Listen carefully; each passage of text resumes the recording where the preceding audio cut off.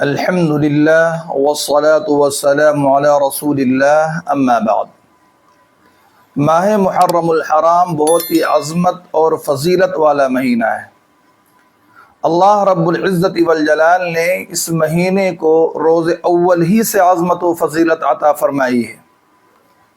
اس مبارک و مسعود مہینے میں ہمیں وہ کام کرنے ہیں اور وہ اعمال انجام دینے ہیں جو دین و شریعت سے ثابت ہیں، اور وہ اعمال اور وہ کام جن کا دین و شریعت سے کوئی تعلق نہیں ہے، جو بے اصل ہیں، بے بنیاد ہیں، ان سے ہمیں اوائڈ کرنا ہے، احتراز کرنا ہے۔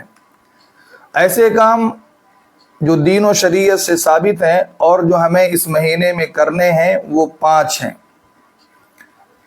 پہلا کام جو ہمیں اس مہینے میں انجام دینا ہے وہ یہ کہ ہمیں اس مہینے میں زیادہ سے زیادہ نفلی روزے کا اہتمام کرنا ہے۔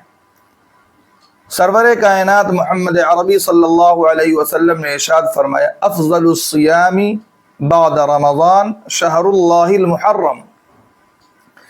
رمضان کے روزے کے بعد سب سے افضل روزہ محرم الحرام کے مہینے کا روزہ ہے۔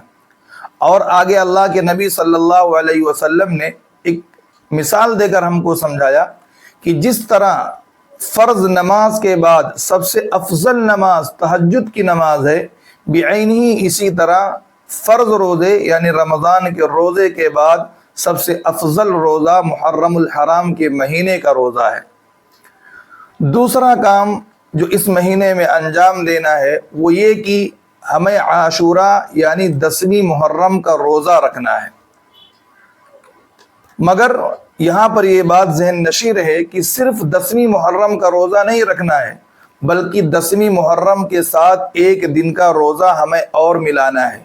یا تو ہم 10ویں محرم کے ساتھ 9ویں محرم کا روزہ ملا سکتے ہیں یا 11ویں محرم کا روزہ ملا سکتے ہیں، یعنی ایک دن ہمیں نہیں روزہ رکھنا ہے بلکہ 2 دن روزہ رکھنا ہے، 10ویں کا اور 9ویں کا، یا 10ویں کا اور 11ویں کا 2 دن ہم کو روزہ رکھنے کا حکم دیا گیا ہے۔ حدیث میں اللہ کے نبی صلی اللہ علیہ وسلم نے یہی فرمایا ہے کہ تم 2 دن روزہ رکھو۔ تیسرا کام جو اس مہینے میں ایک مسلمان کو انجام دینا چاہیے وہ یہ کہ اسے چاہیے کہ وہ اس مہینے میں زیادہ سے زیادہ صدقہ خیرات کرے، لوگوں کا تعاون کرے، لوگوں کی ہیلپ کرے، لوگوں کی مدد کرے۔ اس مہینے میں انجام دیا جانے والا چوتھا عمل یہ ہے کہ ہم اس مہینے میں نمازوں کا خوب اہتمام کریں، نمازوں کی خوب پابندی کریں، اور کوشش یہ کریں کہ ہماری پورے سال کوئی نماز نہ چھوٹے، لیکن اس مہینے میں تو ہمیں نماز پر اور زیادہ فوکس کرنا چاہیے۔ ہماری کوشش یہ ہونی چاہیے کہ اس مہینے میں کوئی بھی نماز ہماری نہ چھوٹنے پائے۔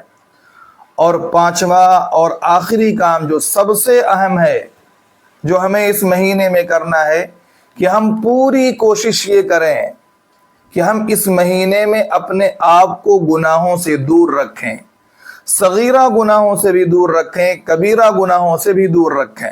یہ بہت اہم ہے۔ بعض احباب کو دیکھا جاتا ہے کہ وہ نیکیاں تو خوب کرتے ہیں مگر گناہوں سے نہیں بچتے، جس کا نتیجہ یہ ہوتا ہے کہ ان کا نامہ اعمال ثواب سے خالی کا خالی رہ جاتا ہے، چونکہ ایک طرف سے وہ نیکیاں کما رہے ہیں اور دوسری طرف سے گناہ کر کے وہ اپنی نیکیوں کو ضائع کر رہے ہیں، اپنی نیکیوں کو برباد کر رہے ہیں۔ محرم الحرام کے مہینے میں کالا کپڑا پہننے کا اہتمام کرنا، غم و سوگ منانا اور ماتم و سینہ کوبی کرنا وغیرہ، یہ وہ امور ہیں جن کا دین و شریعت سے دور دور تک کوئی واسطہ نہیں ہے۔ یہ امور بے اصل ہیں، بے بنیاد ہیں، ان کا کوئی تعلق اسلام سے نہیں ہے۔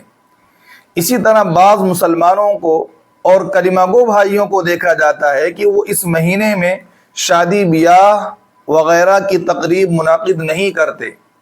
ان کا یہ عقیدہ بنا ہوا ہے کہ اگر اس مہینے میں شادی کی جائے گی تو وہ شادی کامیاب نہیں ہوگی، وہ شادی سکسیس نہیں ہوگی۔